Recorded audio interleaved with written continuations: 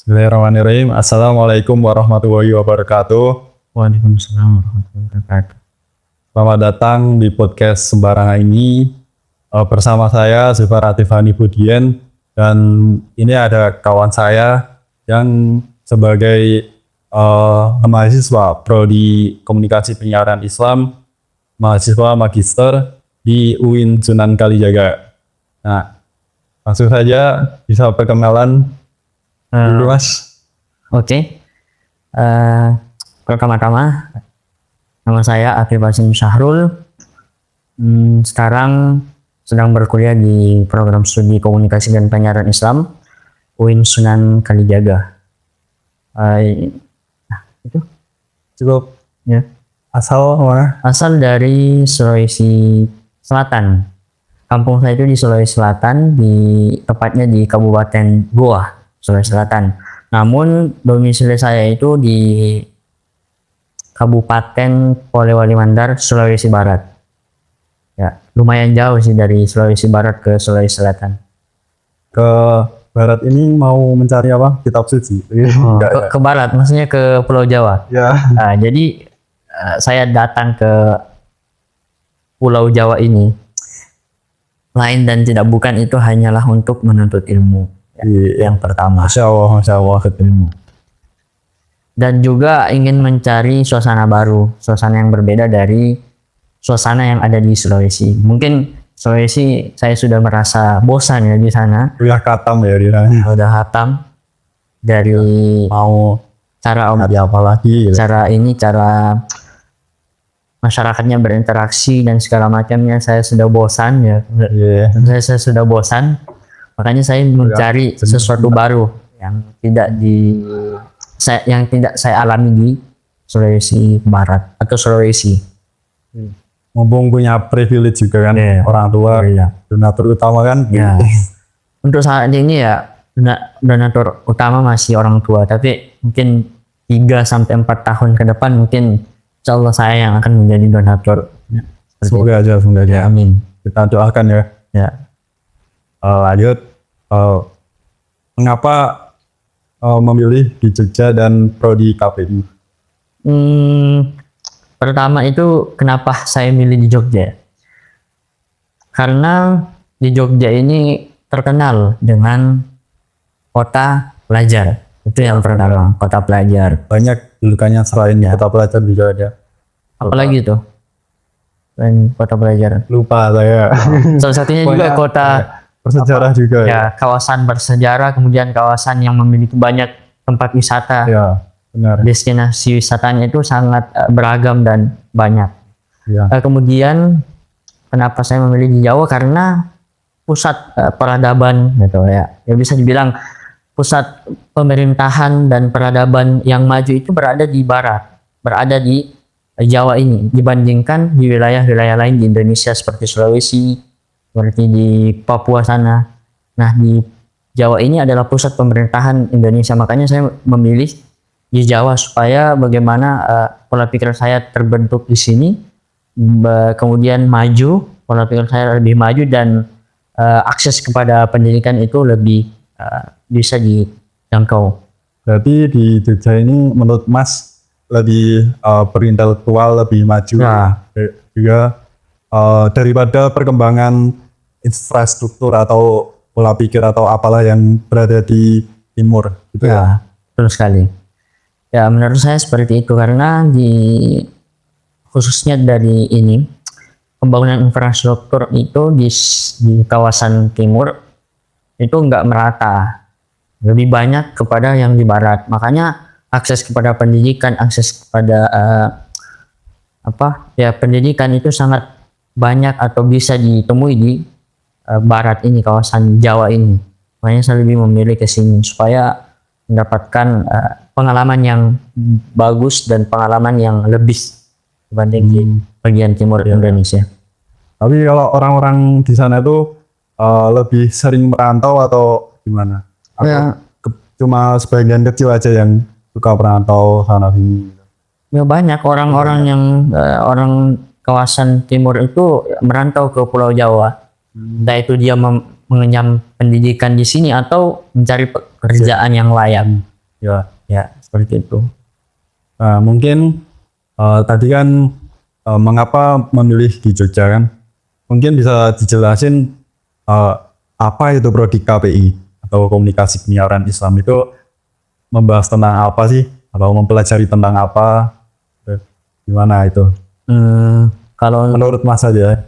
dan menurut saya untuk di program studi komunikasi dan penyiaran Islam ini ya orientasinya itu ada dua.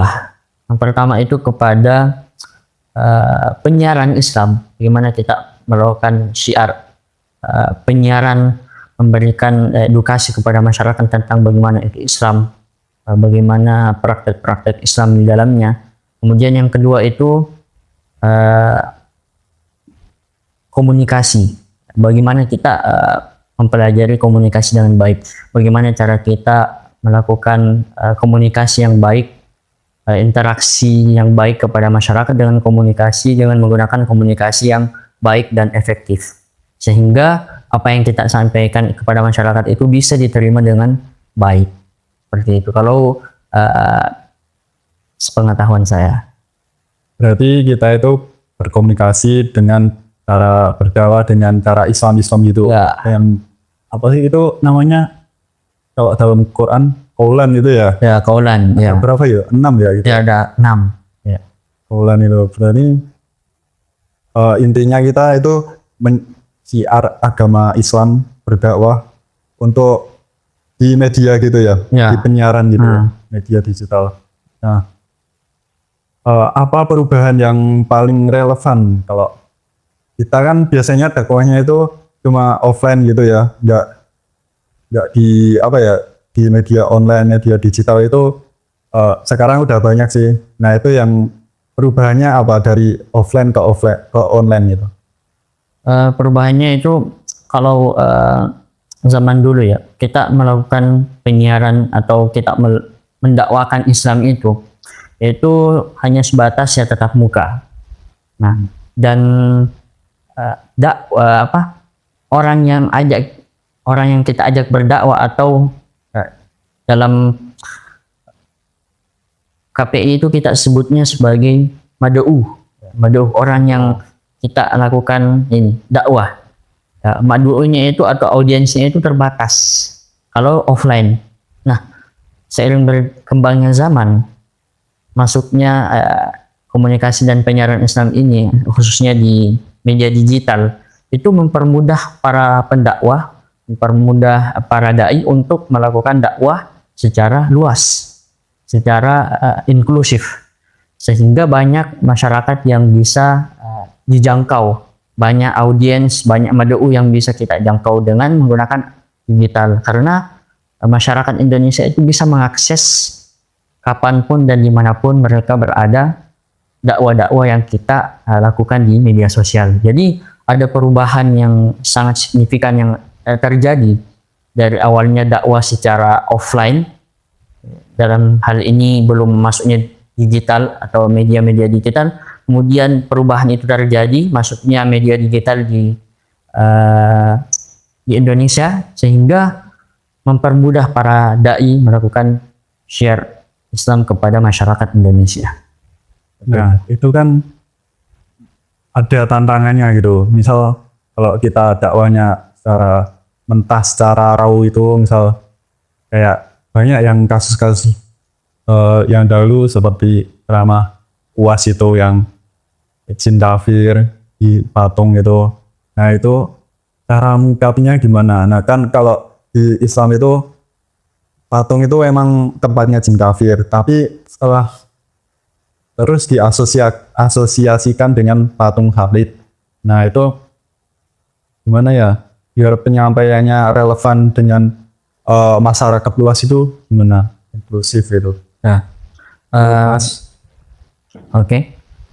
Tentunya seiring berkembangnya zaman itu mempermudah kita untuk melakukan syiar agama Islam, syiar dakwah-dakwah yang inklusif, mempermudah kita atau mempermudah masyarakat itu untuk mengakses kapanpun dan dimanapun mereka berada. Namun ada hambatan-hambatan yang seperti disampaikan Mas tadi, itu salah satunya ya bagaimana masyarakat itu bisa terpolarisasi dengan dakwah yang seperti itu. Jadi sebagai seorang dai, kita juga menyikapi dari perkembangan zaman yang terjadi itu ya, kita harus menyampaikan dakwah Islam itu di media digital itu dengan bijaksana. Tentunya orang yang mengkonsumsi dari konten dakwah yang kita buat di media digital itu bukan hanya orang Islam, mungkin banyak dari non-Islam, banyak dari agama-agama lain yang kemudian mendengar ceramah-ceramah tersebut. Di sini kita sebagai seorang dai yang bijaksana itu melakukan sebuah komunikasi, lagi-lagi komunikasi dengan menggunakan komunikasi yang baik. Seperti yang sampaikan Masnya tadi, dalam Al-Quran kan ada kaulan, ada 6 kaulan. Nah, bagaimana kita menggunakan salah satu dari 6 kaulan itu dalam berdakwah di media digital.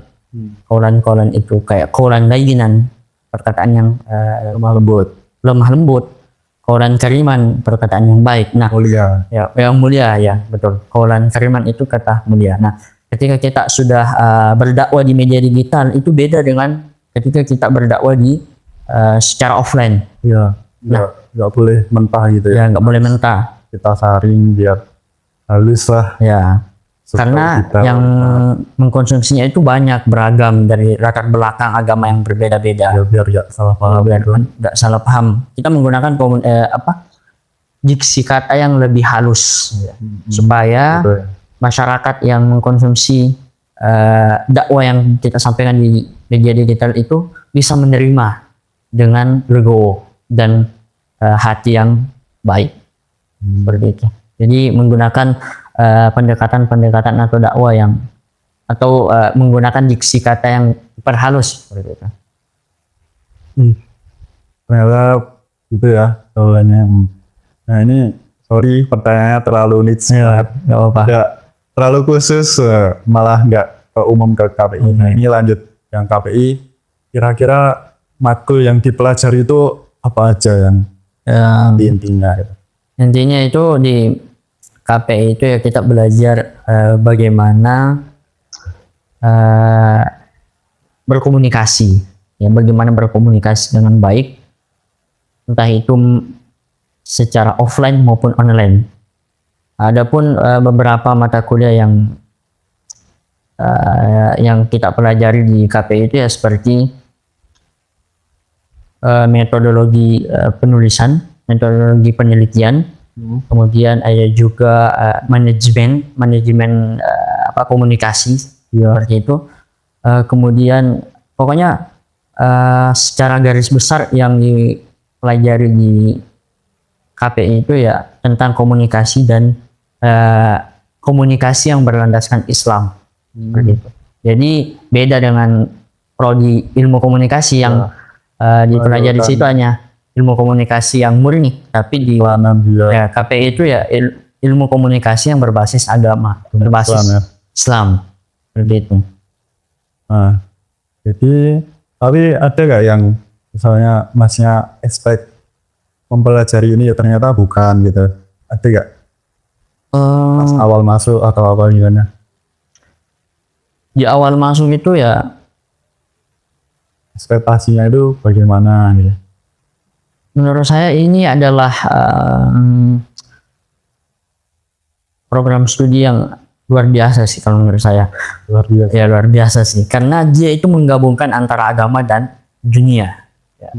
Jadi menggabungkan antara dunia dan agama. Ilmu komunikasi kan ilmu dunia, sedangkan agamanya itu adalah ilmu akhirat. Jadi segala bentuk mata kuliah yang ada di dalam prodi ini itu menurut saya baik. Dan itu akan sama Islam gitu ya. Ya, korelasi dengan Islam dan menunjang di masa depan. Ya, menunjang karir kita di masa depan. Allah. Seperti itu. Mungkin apa ya, trajektori atau lintasan prospek kerjanya pada prodi KPI itu apa ya? Setahu saya ya, prospek kerja lulusan dari mahasiswa KPI itu ya bisa menjadi pendakwah. Yang pertama pendakwah. Kemudian bisa juga penyiar di televisi, di radio, atau menjadi presenter di TV, kemudian jadi wartawan, kemudian bisa juga jadi bimbingan konseling, konseling ini komunikasi, kemudian bisa menjadi public speaker, public relation, dia menjadi public relation, kemudian dia bisa juga menjadi konsultan komunikasi, pokoknya banyak lah. Jadi Broadcasting, ya broadcasting, media gitu. media, pokoknya yang berbau-bau media itu insya Allah mahasiswa KPI bisa. Oh iya, iya. Ya seperti itu. Dan juga agama itu yang paling penting. Jadi Ustadz. Jadi ya. Ustadz. Ya. Dan itu. Ustadz Ustazah. Ya. Lalu ini terakhir ini ya tanyanya, mungkin pesan apa yang dapat disampaikan kepada mahasiswa KPI semester baru atau yang ingin masuk KPI? Mungkin ada pesan. Oh, oke. Jadi pesan saya bagi biar gak salah ekspektasi atau gimana gitu. ekspektasi. Jadi pesan saya bagi mahasiswa yang akan masuk di program studi komunikasi dan penyiaran Islam ini, yang jangan pernah berputus asa dan jangan terlalu berekspektasi yang tinggi, karena biasa ekspektasi yang tinggi itu yang membuat kita sakit hati. Ya. Ya, seperti itu. Seperti itu udah. Oke, seperti itu. Mungkin sekian ngobrol kita pada hari ini. Udah banyak ya yang di-spill tentang KPI itu apa atau apalah yang berkaitan dengan KPI. Untuk lebih jelasnya mungkin kalian bisa tanya handphone kalian sendiri atau ChatGPT, Gemini atau AI manapun. Tapi ini kalau ini berpengalaman langsung pada bidang KPI. Nah, terima kasih atas waktunya. Mohon maaf kalau ini podcastnya sembarangan atau gimana, terlalu loncat-loncat. Udah. Yan, wassalamualaikum warahmatullahi wabarakatuh. Waalaikumsalam warahmatullahi wabarakatuh.